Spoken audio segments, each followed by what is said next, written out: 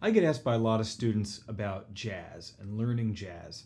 And when someone approaches me and says that they want to learn a jazz piece that's geared towards beginners but doesn't sound stupid, this is the first piece that comes to mind. Check it out.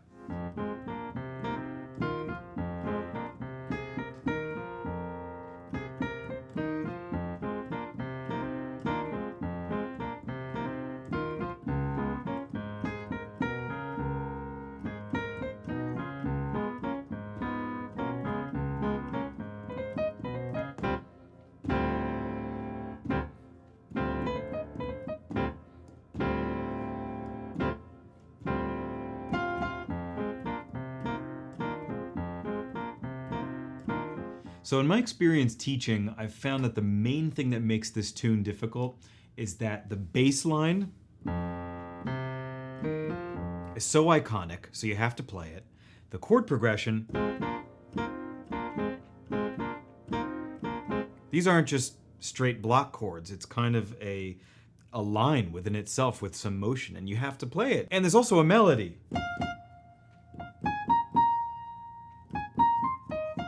So you have these three big things. You have a bass line, a chord progression, and a melody, but you only have two hands. So what do we do?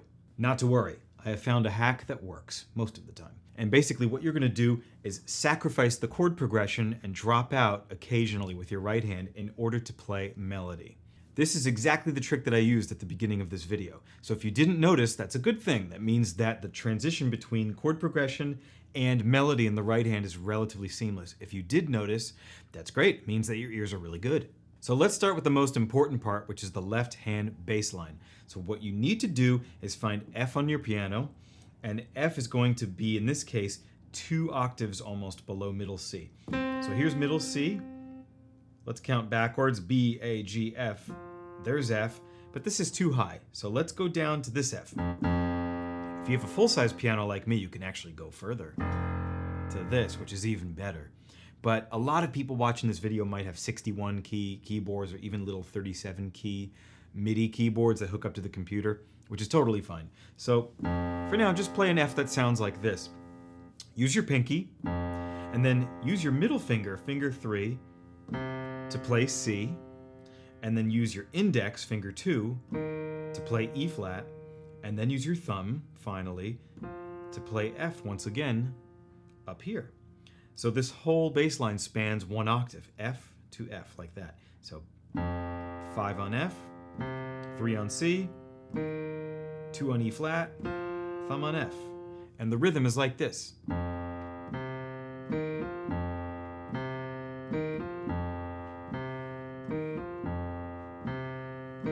So without getting too specific, I'll just tell you that it's basically long, long, short, short, over and over. So it sounds like long, long, short, short, long, long, short, short. Part 2 of the bass line, we're gonna move down to D flat, which is over here. If your keyboard is small, you can move up to D flat, which is okay, although you might crash with your right hand, so it remains to be seen. But I moved down to D flat here. And this is almost 2 octaves exactly below middle C. So here's your C, C, C. There's your D flat, which is the first in the group of the 2 black keys. So again, find this with your pinky. Next, find A flat, which is at the center of the group of 3 black keys, with the middle finger, finger 3. And then B natural with the index. And then D flat again with the thumb. So D flat, A flat, B, D flat. Same rhythm. Long, long, short, short, long, long, short, short. Finally, part 3 of the bass line is the easiest part. You just play D and A together like this.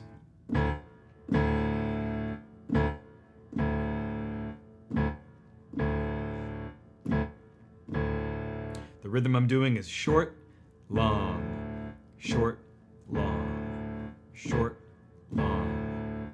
And it happens 4 times. That's it. That's all the left hand. So just to recap, we started with this.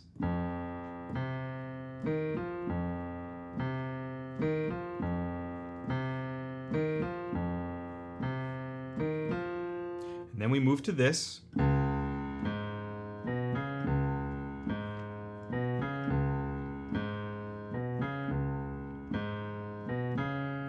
And then finally this.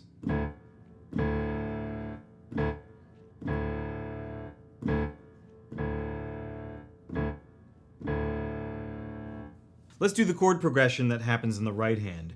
So what you're going to need to do is locate middle C, because middle C will actually be one of the notes in this first part of the chord progression. So get your index on middle C. Your thumb, which is hanging below, should be right near A flat, kind of naturally. All right, this should look good. It shouldn't be strained or twisted or anything like that. So A flat with finger 1, finger 2 on middle C, pinky up here on F, like that. So play these 3 notes together. Okay, get comfortable. I like to take my hand off, put it back, off, on. I do this many, many times until I can do it while speaking, while looking up at the sky, or just whatever. Next part, keep the pinky where it is, don't move it. But these 2 fingers, let's move up. Thumb goes now to B flat, and then we're going to use the middle finger instead of finger 2. We're going to put finger 2 to sleep for a minute. We'll use finger 3 to play D. Pinky remains on F. So B flat, D, F is your new chord. So the movement looks like this.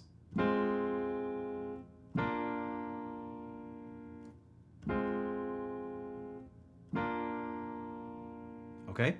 And finally, you see how fingers 2 and 4 are just kind of hanging out here? Well, they're going to come down and play C and E flat. Pinky stays on F once again, does not move. And you get this chord. So all 3 are like this.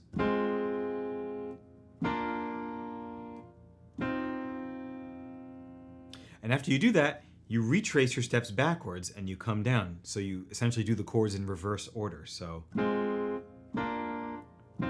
up, down. First chord, second chord, third, back to the second, back to the first, like you're falling down the mountain. Here's the rhythm.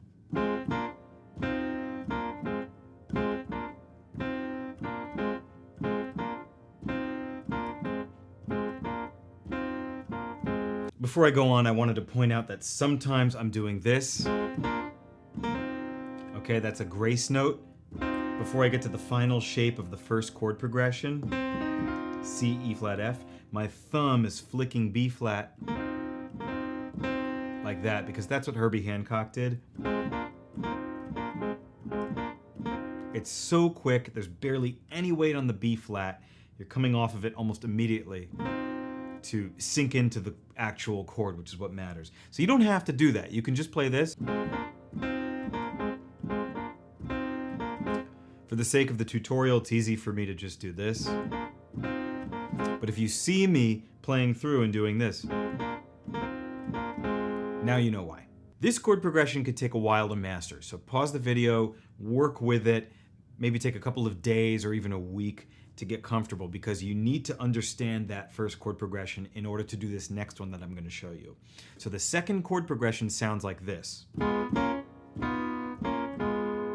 So it's almost the same, except one note in each of those chords has been changed. What we're going to do now, instead of A flat, C, and F, like I showed you a minute ago, we're going to move the middle note with the second finger right down to B. So it's A flat, B, and F, like that. Slight difference. The second part, we have B flat, D flat, F, instead of B flat, D, F, which is what we had before. So very slight change.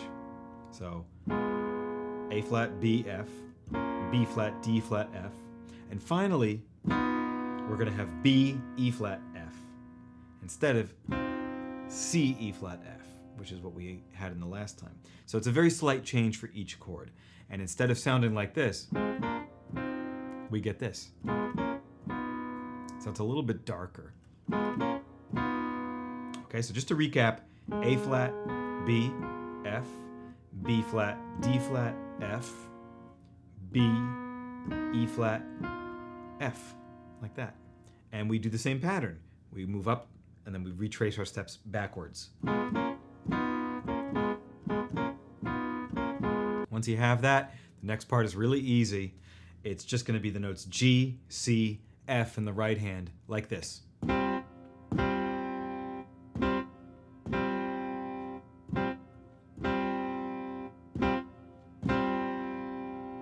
That's it. So to recap all that, part 1.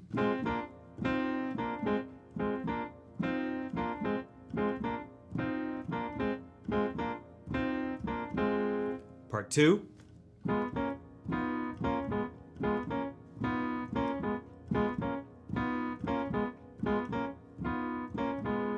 Part 3.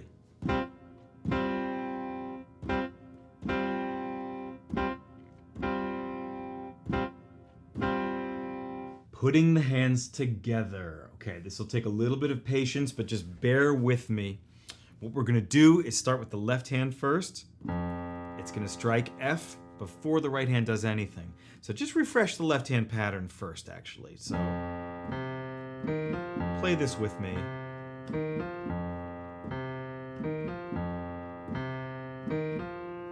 And then right hand.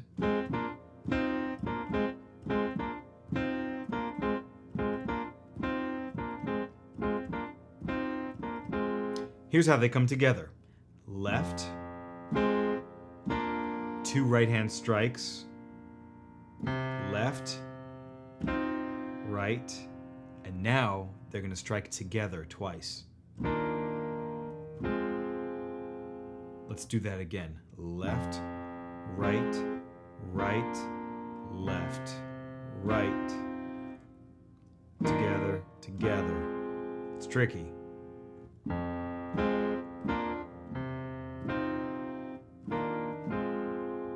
So clearly you can't perfect your right hand, perfect your left hand, then just smash them together and hope for the best. You have to actually learn how the sum of the parts operates, how they work together.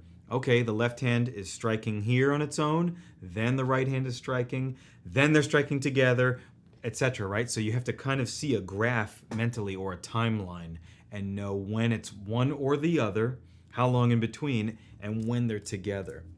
Once you get this, the good news is that the second part, right, this is the part where your left hand goes down to D flat and your right hand does this. They come together in the exact same way. So the acrobatics between the two hands are identical. So let's refresh that second part. Left hand, D flat, A flat, B, D flat. 4 times, of course. Right hand. So together, left, right, right, left, right, together, together, left, right, right, left, right, together, together. If you've made it through that, you'll love this part because each hand is doing the same rhythm. They are together, just like that.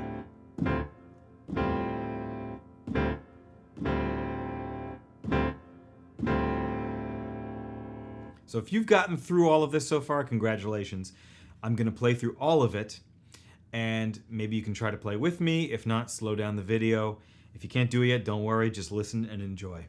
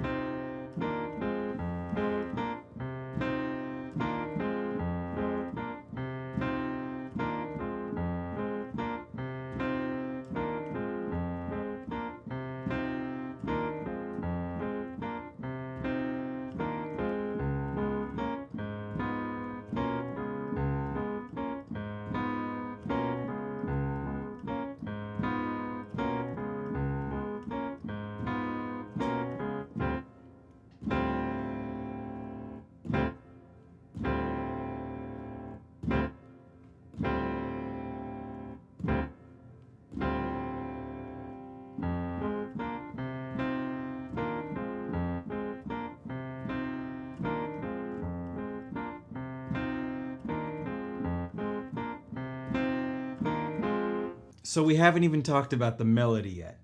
Most piano players are going to play what I just showed you while somebody else plays the melody, like a saxophone player or clarinet player, trumpet, whatever. But hey, we're pianists, right? We have 88 keys, we have a lot of possibilities, and it is possible for us to add that melody. So if you're wondering how, I'll show you. First thing to do is to learn the melody itself and not worry about anything else. So melody starts on F. I think we should play it on the F above middle C, right here. And then we're gonna play A flat, and then B flat, 2 times. So that looks like this. And then we'll go back to A flat, B flat, C, way down to E flat, F. Let's do that again. F 2 times, A flat, B flat, B flat, A flat, B flat, C, E flat, F. Let's talk about fingers now. It's going to vary a little bit depending on your hands, but I find that this works well. 1, 1, 3, 4, 4, 3, 4, 5, 1, 2. Like that. Great news is that the next part has the same exact melody. So you're just going to do this again.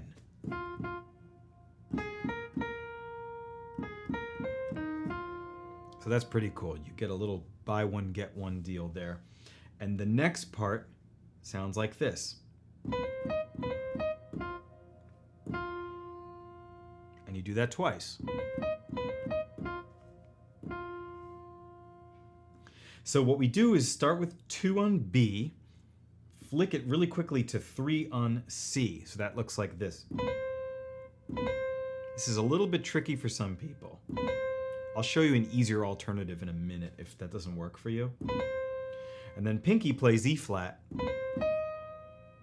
Do that twice. And then come down to F twice. So 2, 3, 5, 2, 3, 5, 1, 1. 2, 3, 5, 2, 3, 5, 1, 1. If the 2, 3, we call that a grace note. If that bothers you, get rid of the 2 on B and just play the C, 3, 5, C, E flat. Like that. It's a bit simpler. Here's with the B. Here's without. So nobody's going to come after you if you don't do it. It's fine. So let's go through how you can play all 3 of these parts with only 2 hands. It is entirely possible, I promise. So the first thing we're going to do is play the first 4 measures of the piece with the left hand bass and the right hand chords together and pretend nothing happened. So just like this. Right? Easy at this point, maybe. But I play the first 2 notes of the melody right there. See, I bailed out with the chords on the very last time. And I played F, F, and it lined up with the last 2 notes of the bass. As soon as you do that, you can go back to chords. But once you get there, stop. And the reason is because you have to now go back to melody.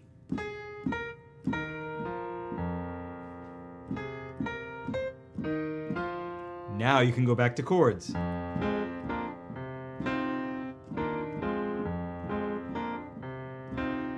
Melody. Chords. Melody.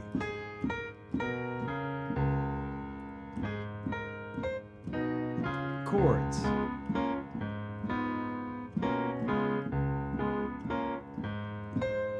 Melody.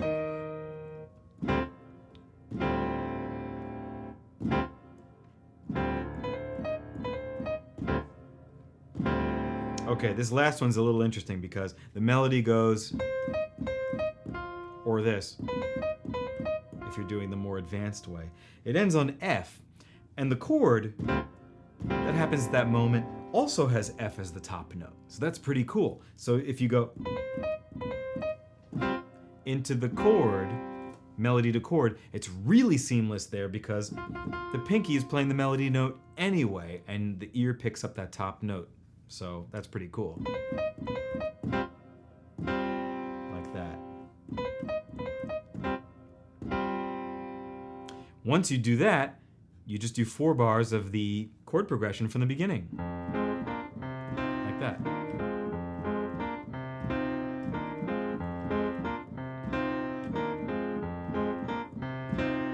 So that's how all 3 parts can be played with 2 hands. So remember, you guys know all of these parts by now. You know the melody, you know the chord progression, you know the bass line.